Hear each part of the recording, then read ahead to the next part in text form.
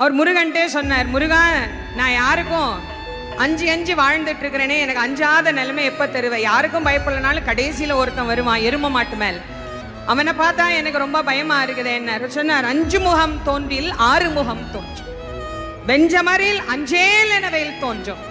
யாருக்கு நெஞ்சில் ஒரு கால் நினைக்கின் 2 காலும் தோன்றும். முருகா என்று ஓதுவார். நீ முருகான்னு ஒரு தரம் உண்மையா சொல்லு, அவன் உன் முன்னாடி வந்து நிற்பான். முருகனே வர்ற அளவுக்கு நாங்க என்னங்க அவ்வளோங்க புண்ணியம் பண்ணி இருக்கிறோம் அப்படின்னா, அதுக்காக அருணகிரிநாத சுவாமி நமக்கு சொல்றார், கவலையே படாத, அவனுடைய வேல் இருக்கிறது, அவனுடைய மயில் இருக்கிறது, அது உன்னை பாதுகாக்கும்.